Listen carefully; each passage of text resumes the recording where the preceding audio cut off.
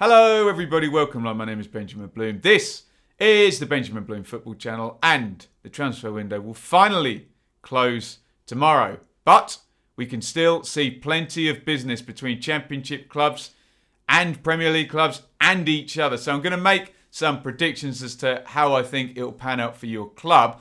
We'll just go generally first. I think we'll see three types of deal tomorrow.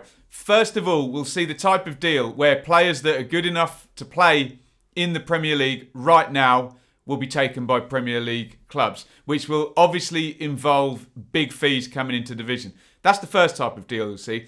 The second type of deal is what I would call a reaction deal. So a club that has just sold to the Premier League and is now able to spend, but maybe has a little hole, maybe he's been waiting for this money to come in, may well shop in the Championship for a player that's highly rated in the Championship that they couldn't have afforded before this deal was done.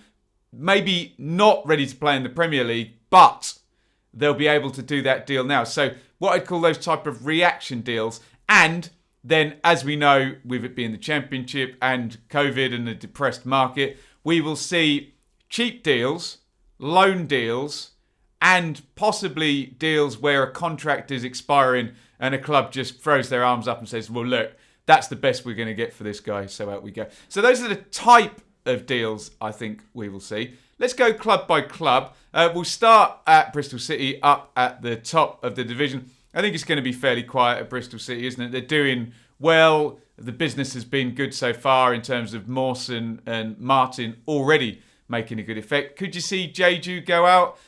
Maybe not. I would have thought that would have happened with maybe like a European club and on loan or something like that, but it hasn't happened. I don't know if there's any busts that they want to loan out, but again, you're looking at, well, the Turkish league's been the best market for that, where expensive Championship players go out on loan. So I think all quiet at Bristol City. Reading up the top there as well. Well, they've moved the needle a little bit in terms of bringing people in. Gibson's come in on loan as backup for the centre-halves. Estevez into that back four as well. The two names I'd mention, but I don't think anything will happen.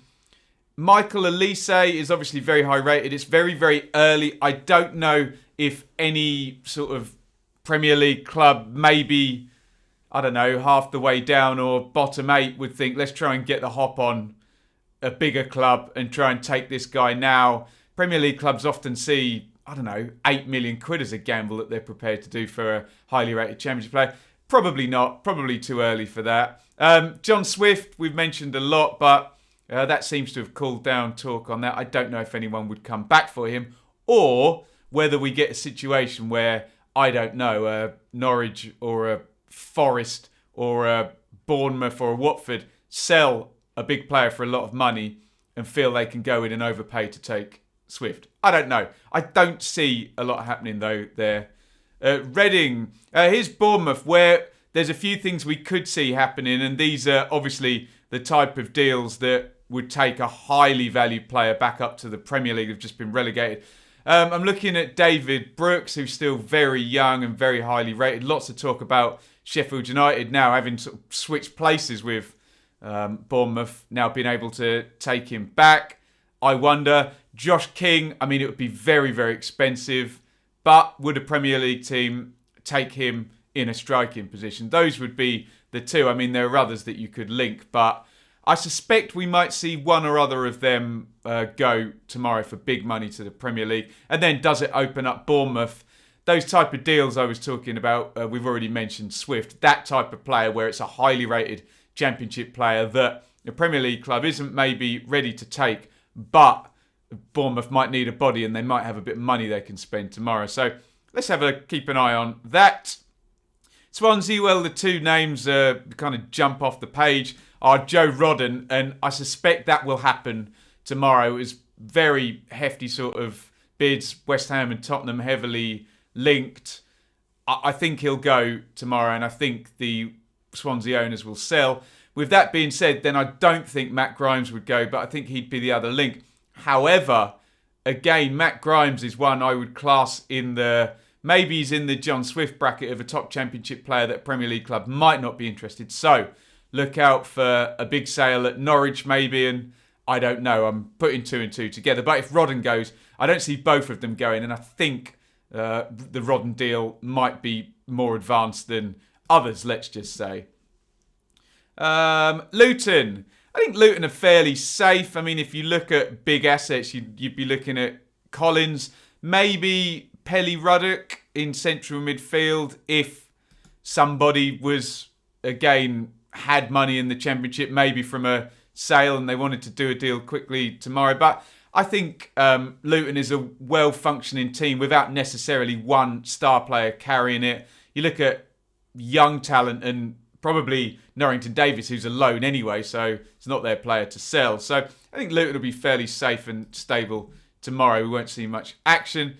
Blackburn, well, will someone go really early on Tyrese Dolan? I don't know, probably not. In a similar vein to Michael Elise, is it just worth a punt now, getting the run on another Premier League club on the assumption this guy's going to have a good season?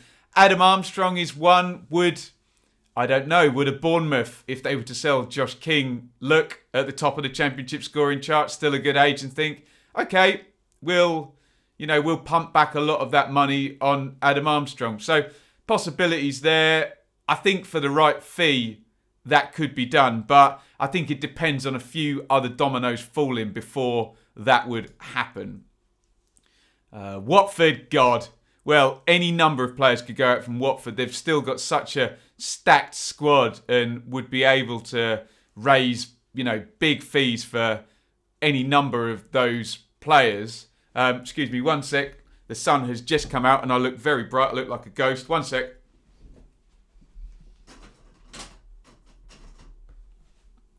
There we go. Highly professional. Thank you for staying with me. We're on Watford. Obviously, Ismail Assar is the big one that would raise the biggest fee, likely. Then there's Capoue, and then there's Deeney, and then there is Gray. I've got a sneaking feeling they won't get the money they want for Sarr.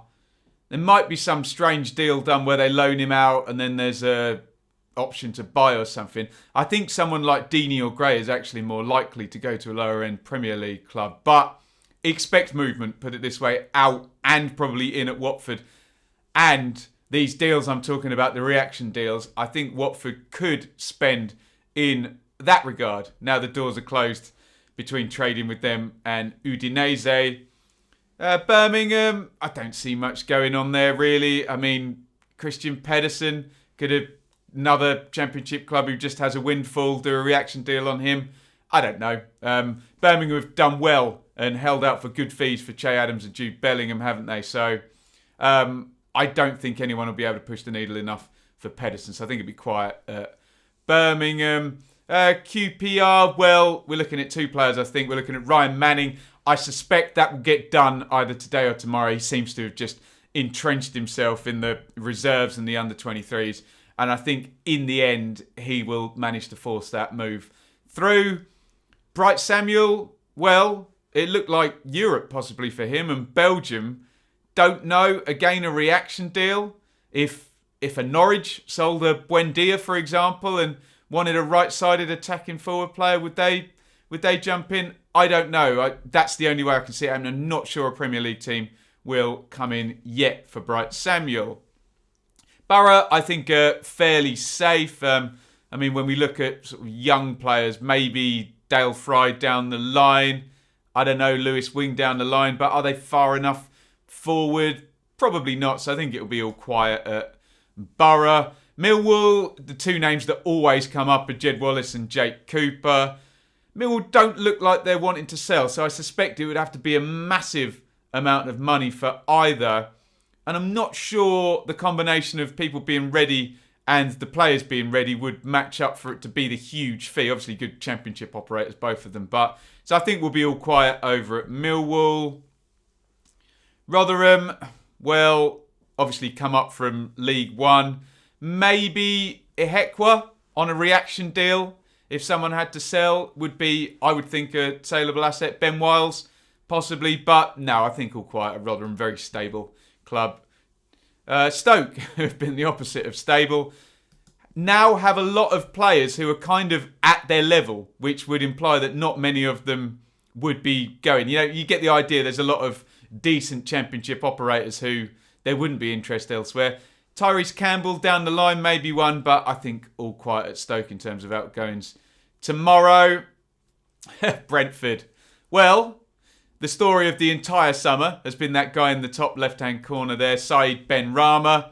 It seems to have moved a bit again this week, doesn't it? Where stories about him really agitating now for a move and they want to get this done, and West Ham coming in early in the week and then withdrawing a bid. We've heard all of the rumours. I think it will get done in the end.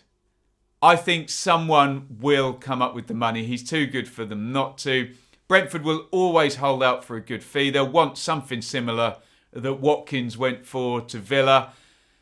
I just think this is too staid and too long in the tooth not to happen now. We've been expecting this since the start of last season. It was, okay, Benrahma's going to do one more season. He'll probably be brilliant and then he'll probably be sold. We've been right about the other two factors in that. So I think it's going to get done. West Ham, Chelsea, who knows? West Ham have been the ones to take the Championship players with Bowen and I think 14 Championship players they've taken. So I suspect Benrahma gets done. But, hey, what happens if it doesn't? Will we have a very unhappy player? White elephant? Will we see some kind of loan deal be done if they can't do a fee? I'm sure something gets done tomorrow. It just seems to have all been set up for such a long time, doesn't it? Preston. Again, two players spring to mind there with Preston, Davis and Pearson.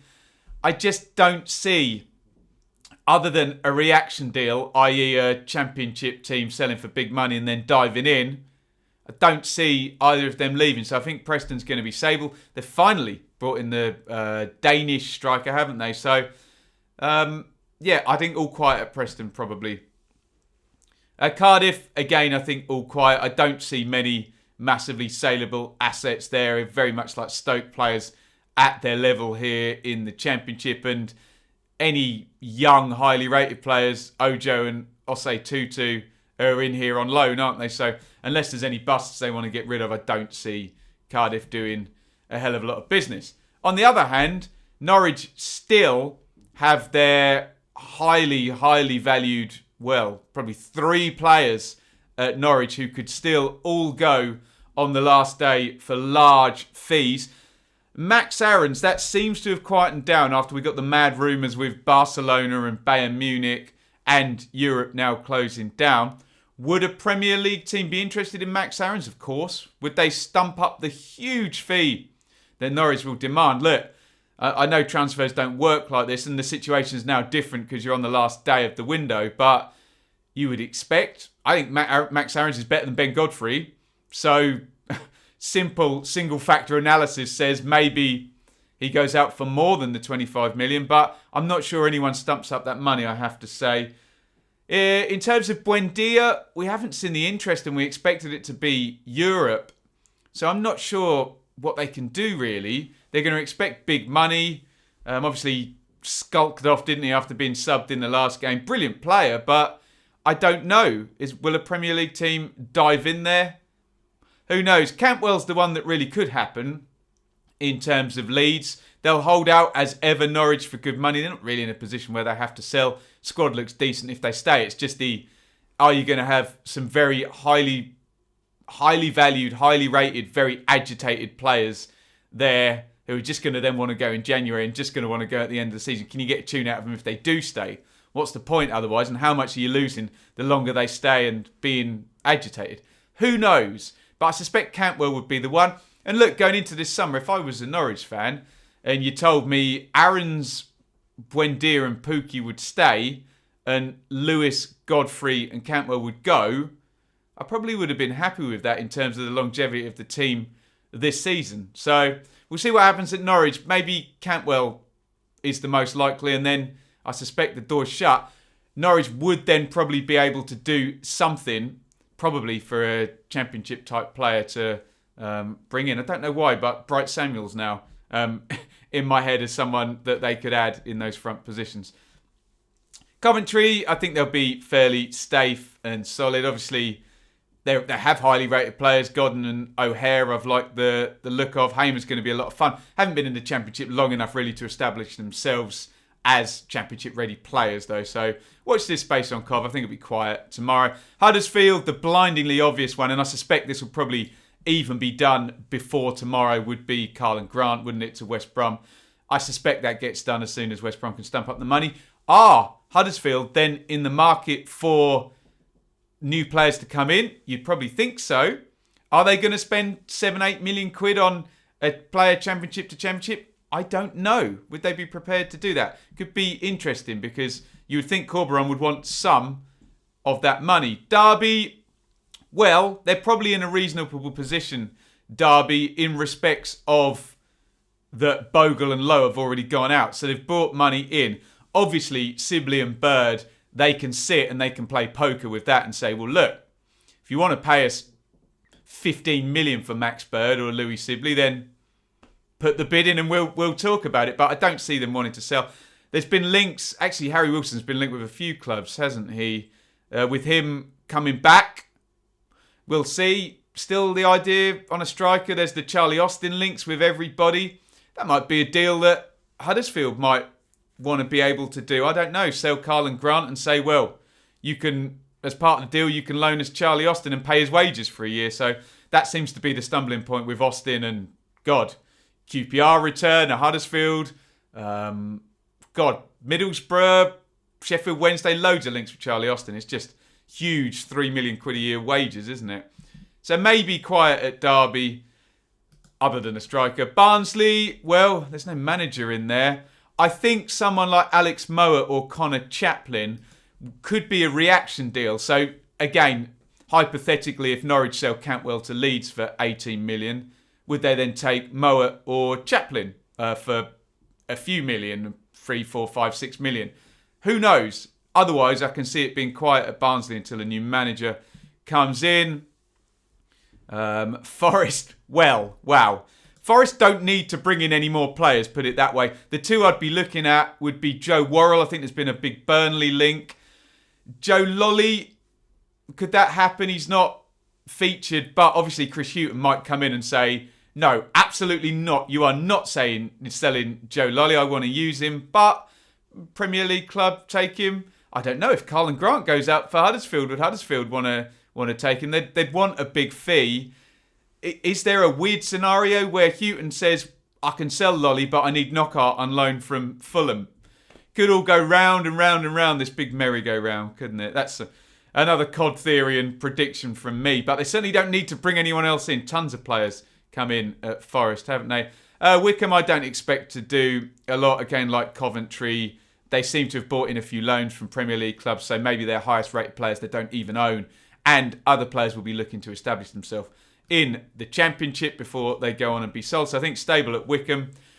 Wednesday, well, you've got a couple of players. I mean, there's Chansiri's made a bit of a mess of Wednesday fans tell me of selling players at the top of their value and then bringing players in on big contracts so then you can't sell them. Jordan Rhodes would be one on a big contract whereby, I don't know, if someone could do a really pittance deal where, I don't know, they take a fifth of his contract and Chansiri just washes his hands and goes, okay, take him. Get him off my wage bill. Let's get what we can. Barry Bannon is an interesting one because Brentford, but that'd be a lot of fun. Bannon at Brentford would be a lovely fit there. I think he's on the last year of his contract, so that could be a fling your hands up and say, well, he's going to be gone in January at the end of the season. Can we get a few million quid for him now? We will take it. I'm sure Gary Monk would rather do a minus 12-point season with Barry Bannon and sell him on a free than take a few million. Where is the value, you have to ask. Kieran Westwood's still there, but I think it's a big contract and nobody seems to want to take him. So, look, that is my Championship rumours for the transfer window tomorrow. Going to be an interesting one, going to be a long day. We'll see how it all pans out. Get your ideas in the comments, what you think you might see happening. Try and give your reasoning, give your sources if you've got rumours that you think have been published. All a bit of fun. So please do get involved down there in them there comments. As ever, interact, like, comment, subscribe on the channel. You can join the Fantasy League T5QBR0. And When I actually get round to it, I'll put more of these shows up down the podcast channel and you can listen over there.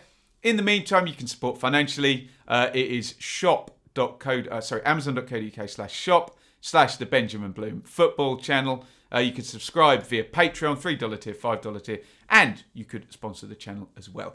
That is my Championship predictions for transfer window tomorrow. Let's have a look at this and see how many actually come true. Hey, my crystal ball tends to not work that well most of the time, but I'm sure I've thrown so much at the wall that some of it will stick, won't it? Let me know what you think in the comments, and I'll see you later tonight for the predictions video for the next round of games. We are back with Championship football this weekend. Over and out.